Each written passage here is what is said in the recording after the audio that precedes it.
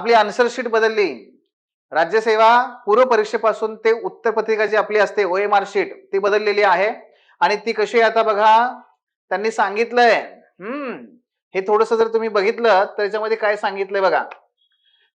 आपण काय करतोय तर काल सुसंगत अद्ययावतीकरण नाविन्यपूर्णता आणण्याच्या धोरणाचा भाग म्हणून वस्तुनिष्ठ बहुपर्यायी स्वरूपाच्या परीक्षेकरिता वापरण्यात येणारी उत्तरपत्रिका अधिक निर्दोष करण्याच्या हेतूने सुधारित करण्यात येत आहे.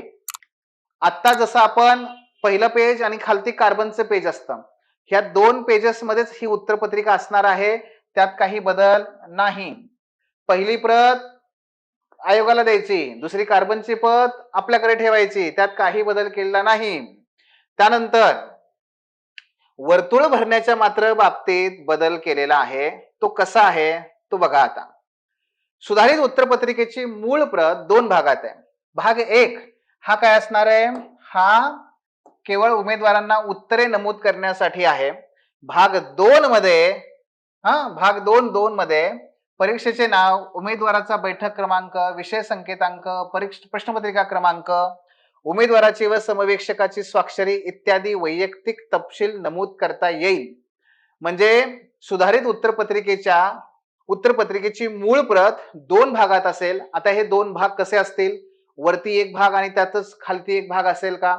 कदाचित तशा प्रकारची व्यवस्था असू शकते, कारण त्यांनी अजून स्पेसिमेन आपल्याला दिलेला नाहीये. पण 2 भाग असणार आहेत.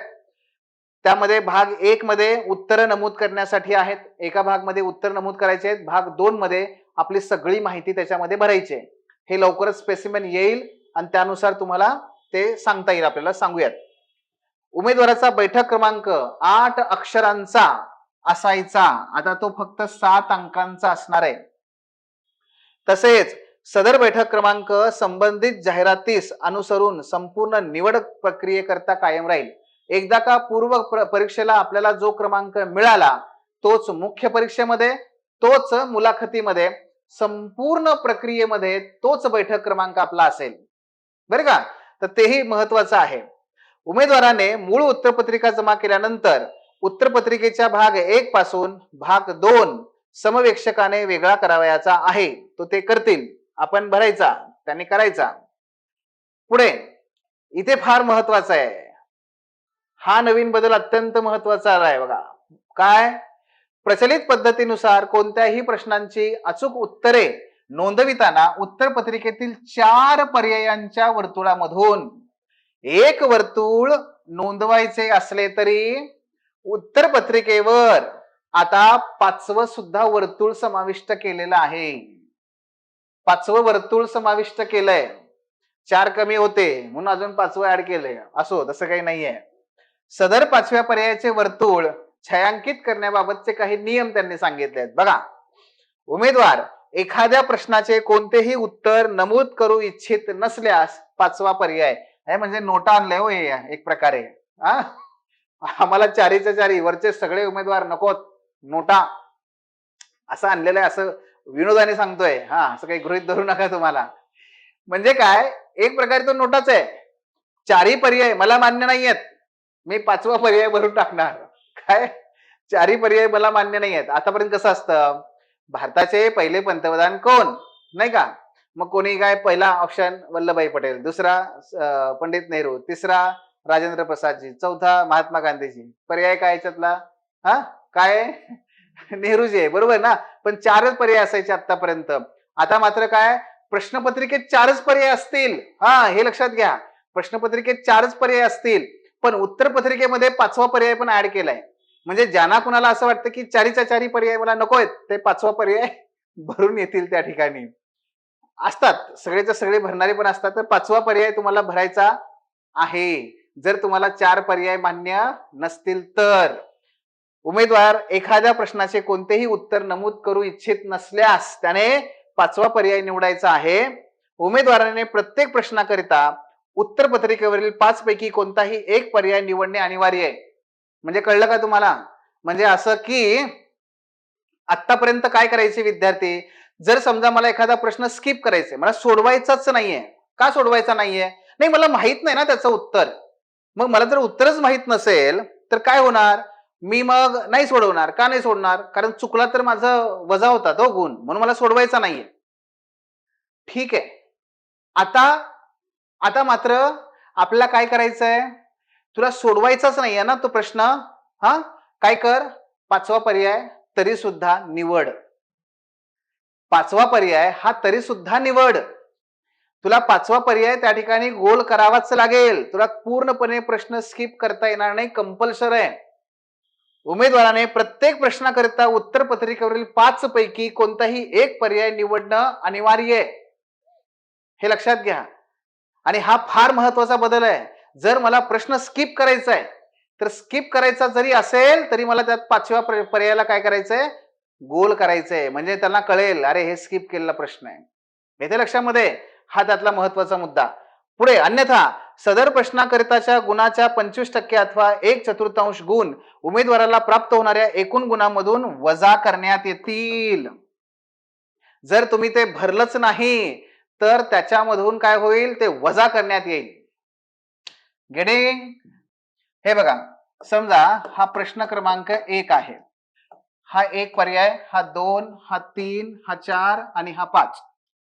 हा, याचं उत्तर तुम्हाला असं वाटलं की अरे या पहिल्या प्रश्नाचं उत्तर ना हा काय आहे? बी आहे, बी. आता हे A B C D E, तर ए बी आलं, मग याला गोल करणार तुम्ही, बरोबर आहे. आता प्रश्न क्रमांक 2, जर समजा तुम्हाला असं वाटलं की नाही मला प्रश्न क्रमांक 2 जमत नाही, मला तो काय करायचा आहे? स्किप करायचा आहे, तर पूर्वी काय करायचो आपण? स्किप करून टाकायचो, तर काही लिहायचो नाही हो आपण. आता मात्र तसं करून चालणार नाही. स्किप जरी करायचं असेल तरी तुम्हाला कितवा क्रमांक निवडावा लागेल? 5वा. हा जो 5वा वर्तुळ आहे ना, हे 5वं वर्तुळ तुम्हाला निवडावं लागेल. हे स्किप झालं याचा अर्थ. पहिले 4 सोडून तुम्ही 5वा निवडला, याचा अर्थ तुम्ही काय केला? तो प्रश्न स्किप केला. आणि जर तुम्ही असं 5वं वर्तुळ न भरता जर तुम्ही आहे तसंच ठेवलं, ठीक आहे, तर मात्र याला ते काय करतील? ह्याला गुण वजा करतील. म्हणजे 5वं वर्तुळ न भरणं, स्किप करताना जर तुम्ही ते विसरलात, चुकलात, तर तुम्हाला काय होईल? इथे तुमचे 0.25% गुण, 1/4 आहे ना आपलं निगेटिव्ह मार्किंग, तसं ते तुमचा गुण वजा करतील. हे महत्वाचं आहे, म्हणून तुम्हाला त्या ठिकाणी सांगितलं की लक्षात ठेवा. पुढे बघा, आणखी काही मुद्दे आहेत. उत्तरपत्रिकेमध्ये सुधारणेसह उत्तरपत्रिकेच्या मूल्यांकनाच्या कार्यपद्धतीमध्ये काही बदल करण्यात आलेले आहेत. हे कुठले बदल आहेत? पहा, खालील प्रकरणी प्रत्येक प्रश्नाकरिता 25% किंवा 1/4 गुण एकूण गुणामधून वजा करण्यात येतील. 25% किंवा 1/4 एकूण गुणामधून वजा करण्यात येतील जर तुम्ही क्रमांक 1 5 पैकी एकही पर्याय छायांकित नाही केला. 5 पैकी एकही पर्याय छायांकित नाही केला, तुमचे 25% गुण, सॉरी 1/4 गुण तुमचे वजा करण्यात येतील. दुसरं, एकापेक्षा जास्त वर्तुळ छायांकित करणं किंवा तसा प्रयत्न करणं. एकच करा, स्किप करायचंय, 5वा करा. जर तुम्हाला उत्तर येत असेल, जे काही असेल ए बी सी, तर तो करा. हा, एकच करा, मात्र एकच करा. एकपेक्षा जास्त केला, वजा. उत्तरामध्ये दुरुस्ती करणं किंवा तसा प्रयत्न करणं, वजा. उत्तरपत्रिकेमध्ये सोडवलेले प्रत्येक चुकीचे उत्तर, याला तर वजा होणारच आहे, कारण ते निगेटिव्ह मार्किंग आहे. पण निगेटिव्ह मार्किंग बरोबरच बघा, एकही पर्याय छायांकित न करणं, एकापेक्षा जास्त वर्तुळ छायांकित करणं, जे उत्तर आपण ते छायांकित केलंय म्हणजे त्याला काळं केलंय ते पुन्हा खोडून दुसरं करण्याचा प्रयत्न करणं, या सगळ्या चारही बाबीमध्ये तुम्हाला काय करतात? ते वजा करणार. वरील प्रमाणे कार्यपद्धतीचा अवलंब करताना एकूण गुणांची बेरीज जर अपूर्णांकात आली तरी ती अपूर्णांकातच ठेवली जाईल. इथून पुढे आपले मार्क्स जे येतील तुमचे, ते कसे येतील?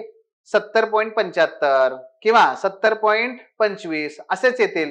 राऊंड ऑफ केलं जाणार नाही, हे सुद्धा त्याच्यामध्ये सांगितलेलं आहे. पुढे बघा, आता इथे खालील कारणांकरिता उत्तरपत्रिका अवैध समजण्यात येईल.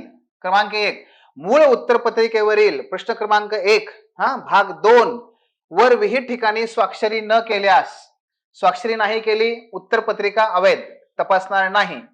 काळ्या शाईच्या बॉल पॉइंट पेन व्यतिरिक्त इतर शाईचा पेन वापरला तर. क्रमांक 3, उत्तरपत्रिकेवर असंबंध, अप्रस्तुत, गैरलागू शेरा चिन्ह नमूद केल्यास श्री, ओम असं बरेच जण काढतात, 786 असं काढतात, काढायचं नाही. उमेदवाराला पुरवलेल्या पुस्तिकेवरील प्रश्नपुस्तिका क्रमांक उत्तरपत्रिकेवर नमूद न केल्यास मूळ उत्तरपत्रिकेवरील म्हणजेच पृष्ठ क्रमांक 1 भाग 1 त्याच्यावर बैठक क्रमांक अथवा इतर कोणत्याही प्रकारचे लिखाण केल्यास अथवा सांकेतिक खूण केल्यास, कारण आपला बैठक क्रमांक आपली जी माहिती भरायची ती भाग 2 मध्ये भरायची आहे. भाग 1 मध्ये उत्तर आहेत सगळे, आता येणार आहे स्पेसिमेन आले की त्यानुसार करूयात. उत्तरपत्रिकेवरील QR कोड, टायमिंग ट्रॅक, अन्य छपाई केलेला मजकूर कोणत्याही प्रकारे खराब केल्यास तुमची उत्तरपत्रिका अवैध पकडण्यात येईल. उत्तरपत्रिकेच्या वापरासंदर्भात प्रत्येक वेळेस हे मागच्या पेजला तुम्हाला काही हे देतात, सूचना देतात.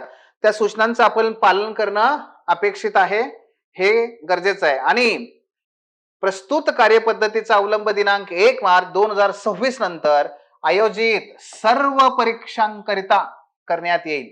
1 मार्च 2026 नंतर सगळ्या परीक्षांकरिता करण्यात येईल. म्हणजेच ह्या नव्या पद्धती आता लागू होत आहेत 1 मार्च 2026 पासून. तेव्हा मित्रांनो, काळजीपूर्वक आपल्याला सराव करणं गरजेचं आहे. सराव करून या सगळ्या तांत्रिक बाबींना आपण आत्मसात करू शकतो आणि सहजपणे परीक्षा जाऊन त्या ठिकाणी उत्तीर्ण होऊ शकतो. हे काही रॉकेट सायन्स नाहीये, फक्त नियम लक्षात ठेवून सराव केला, त्यासाठी 1 2 4 मस्तपैकी टेस्ट दिल्या की ऑटोमॅटिक आपल्याला त्याचा त्या ठिकाणी सराव होऊन जाईल. आपण चुकणार नाही याची आपण तिथे काळजी घ्यायला हवी. अंगवळणी पडलेले जे जुने विद्यार्थी आहेत त्यांच्याकडूनच चूक होण्याची शक्यता जास्त असते. नवीन विद्यार्थ्यांकडून असं होणार नाही, कारण त्यांना जुनं काही माहितीच नाहीये. सो हे झालं ह्या दोन्ही बाबी. तेव्हा मित्रांनो, जाहिरात आलेली आहे, फॉर्म भरण्यासाठी वाचून घ्या. डॉक्युमेंट कुठले कुठले लागतात ते. कुठल्याही प्रकारची अडचण आली तर थेट संपर्क साधा, बरं का, विचारा. मात्र डॉक्युमेंट्स काढण्याची प्रक्रिया सुरू करा. ज्यांचं कुणाचं काही असेल, विवाहित मुली असतील, विवाहित महिला असतील, किंवा काही शासकीय कार्यालयामध्ये, खाजगी कार्यालयामध्ये काम करणारे त्यांच्या ऑफिस कडून तुम्हाला काही डॉक्युमेंटेशन असेल ते असेल, नॉन क्रिमिलियर, EWS चे काही प्रमाणपत्र, SCBC चे प्रमाणपत्र, हे काढायला सुरुवात करा. आणखी आपल्याकडे वेळ आहे आणि फॉर्म भरण्याला त्या ठिकाणी सुरू करा. फोडा आता नारळ. तो फॉरेस्ट असू दे, सगळ्या प्रकारच्या परीक्षांनी तिथे फॉर्म भरायचा आहे. खूप खूप शुभेच्छा आहेत नेहमीच. Thanks for watching. If you found this video valuable, don't forget to like, share and subscribe our channel. The Officer, your personal mentor.